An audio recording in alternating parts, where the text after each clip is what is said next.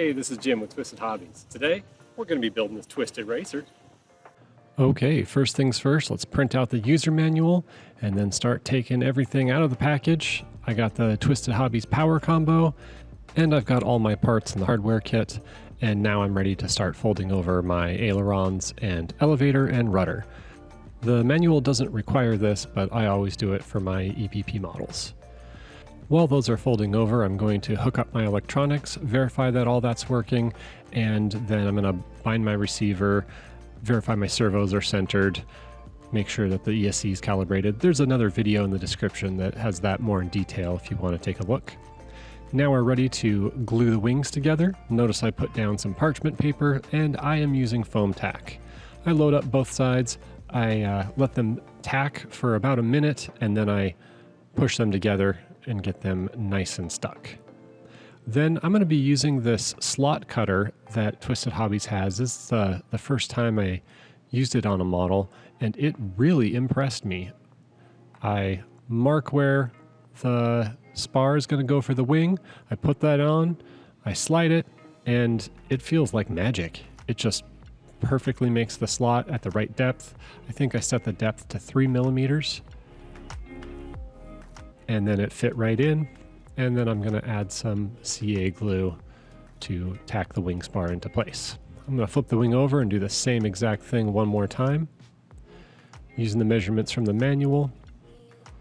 And since the wing is kind of curved a little, it's thicker in the middle than towards the edges, I did one edge and then kind of tilted it, made sure it was still in the right spot, and then did the other.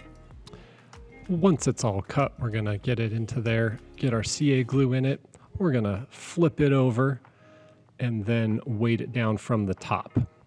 It's supposed to be flat along the bottom and curved on the top. So we wait about an hour, and then we're going to place the servo for the ailerons. You may notice I put it in here upside down. I'm going to be fixing that here in just a second, but I'm going to scratch up all my control horns.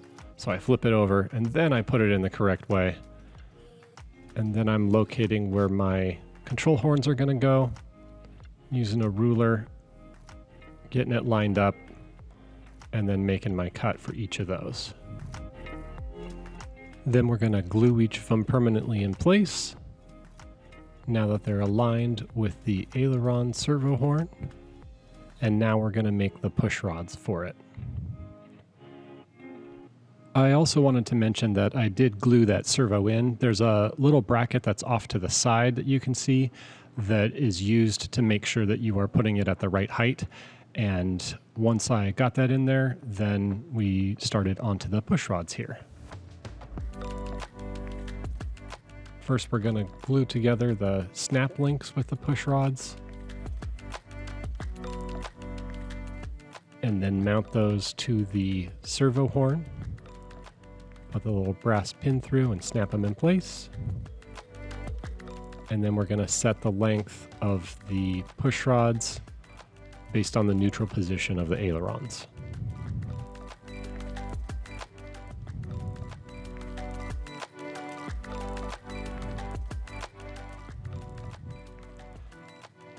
Next up, we're going to be permanently gluing the push rods in place, so it's important that the distance here is right and that those are centered.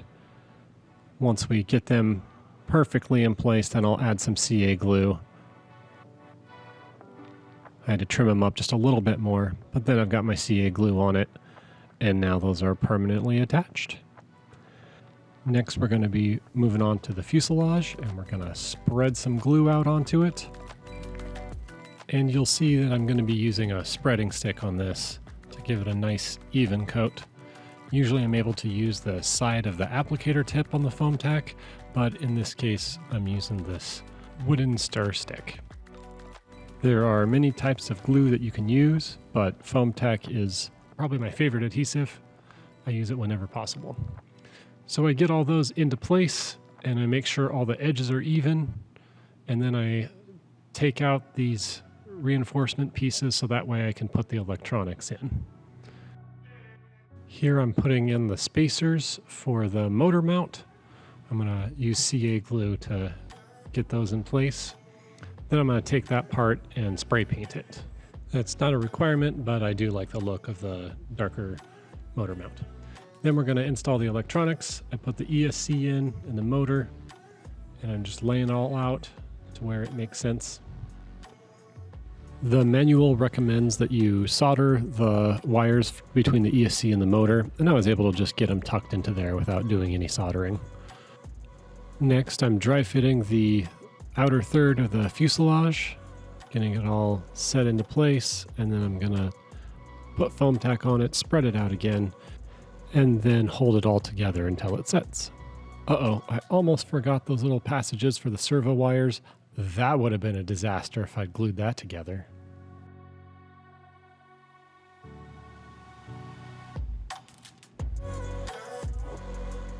Getting the fit of this to line up so it's a smooth surface all the way around was really important. And next we're going to go for the carbon fiber spars down the body. And I'm using a little flathead screwdriver to push it all the way into the slot. And then we go for the white push rod guide. And then we complete the process on the other side as well and add in our CA glue. I did use some kicker on one side of this. I wish I wouldn't have, because it tends to get white and cloudy depending on what brand you use and what the temperature and humidity is. I found if you just put it on and leave it, it always dries fine. Now we're working on our control horns for our elevator and our rudder. And I'm just putting some foam tack into there. I did scuff those up a little bit before I put them in. And then we're ready to mount those to the fuselage. As usual, we're just going to do a dry fit and then load it up with some foam tack and put them into place. Try and make sure everything's as square as possible. And don't get glue where it shouldn't go.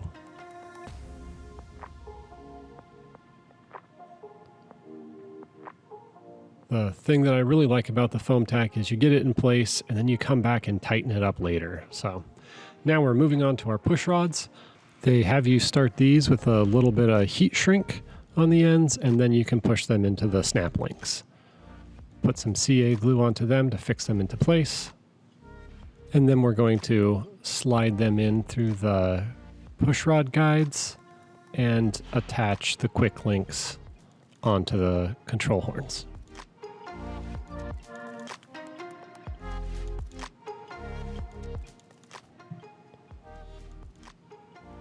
Next up is installing the servos. I'm going to start with the elevator servo, and I'm using a stiff wire to fish those servo wires through the body of the plane. If you just use them to guide it through, it goes a little smoother. Once they're in place, I'm going to thread the brass piece into the snap link, and I'm using this little piece of metal to go between the ears on the snap link to help me twist it.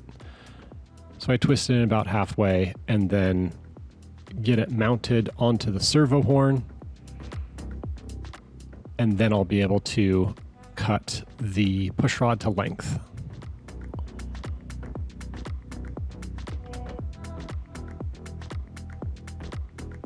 There, I cut the push rod. And then I'll be attaching it with some CA glue.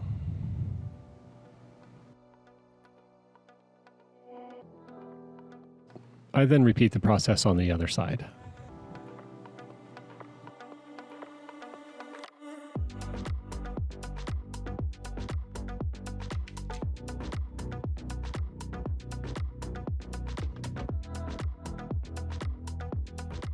You'll see I'm using a little bit of sandpaper on that push rod to make sure it's able to slide into that threaded brass piece.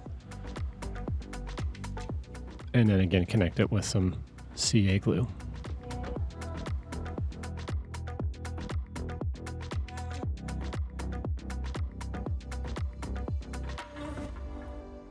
Next, we're ready to cut apart the fuselage to give room for the wing. To do this, I'm using a snap blade utility knife because it's got a little bit longer of a blade, and we'll go through all 3 layers of EPP. I get it into place, lots of squishing, lots of cajoling, and then I'm going to make sure it's all square. So I'm measuring tip to tip on the wingtip to tail tip to make sure it's going to track. And then I use my favorite adhesive along the sides and along the front of that. And I did not have a good way to clamp this shut other than just holding it with my hand. So I held it with my hand for a long time. The manual recommends just using masking tape, and I didn't have any handy. So I'm putting together the CG balancer in with my free hand, and the reason that we want to do that is because we have to cut out an area for the battery. And if I'm going to do that, then I might as well have the propeller on there. So I used my Twisted Hobbies prop balancer, and then I used my O-ring installation tool to easily get it onto the motor. Then I'll be putting on my receiver, and then we're going to get a battery temporarily mounted in order to figure out where on the plane it's going to be sitting. I mark the CG at 45 millimeters back from the leading edge of the wing. I balance it on the little balancer, and then I figure out where my battery size is going to go. And so this is going to change for everybody depending on what type of battery you have and how big it is. But I laid it out, and then I cut out the pieces. And here we're trying to go through 2 layers of EPP.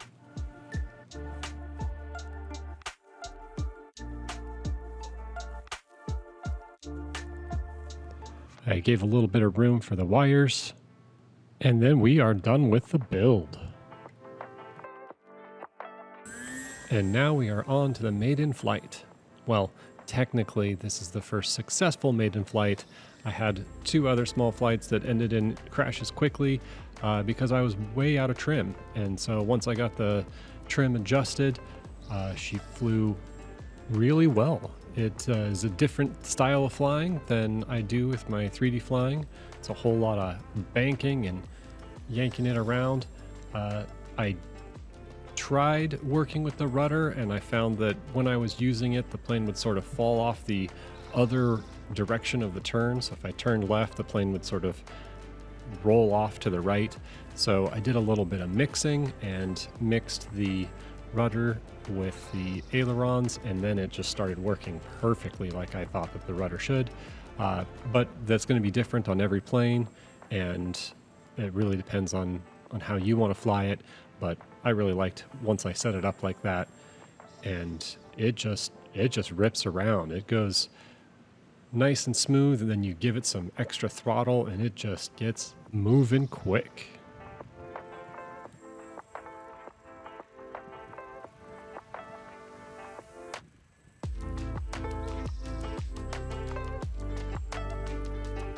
I'm using a 3S 450 mAh battery, and it has plenty of power, and I'm getting about 6 minutes of flight time off of that battery.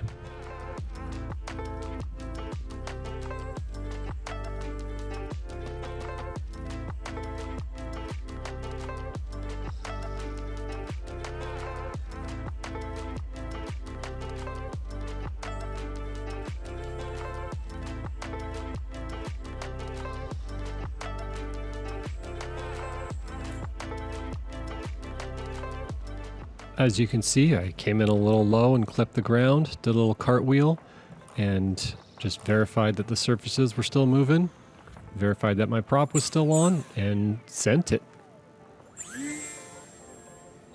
The model is incredibly resilient.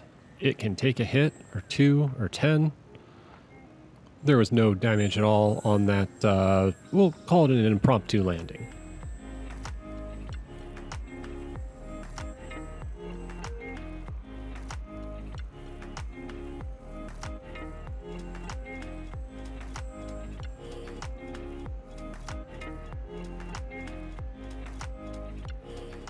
The area you see me flying around in here is about 120 feet by 220 feet. I would consider it to be a small place to fly this plane. It is a little challenging because you're always in the turns, and constantly worried about going into the trees. So I would suggest a little bit more open space than what I have here, although it's fun here, that's for sure. Since this flight, I've brought it into this space and done about 4 laps at full throttle before I chickened out and got it away from the trees. I think I can convince some of the guys from my club to get one of these planes as well, so that way we can set up some pool noodles as pylons, and then we can do some proper racing. Right?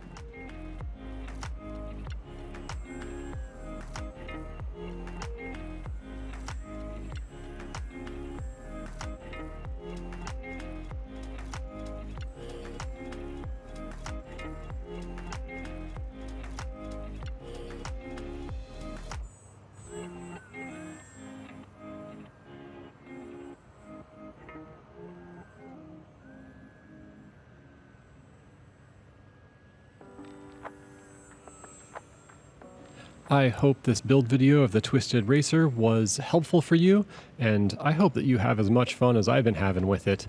It is just a hoot. It is so different than the other 3D planes that I've been using, and it's just a different way to fly, so it's a challenge in a way that I'm not used to, so I'm really digging it. The one thing you'll see is I don't land this very well in the end here. I was going to include a bunch of videos of me actually landing it, but again, I'm new to flying. I've been flying for just about a year, and so don't judge my Maiden too harshly.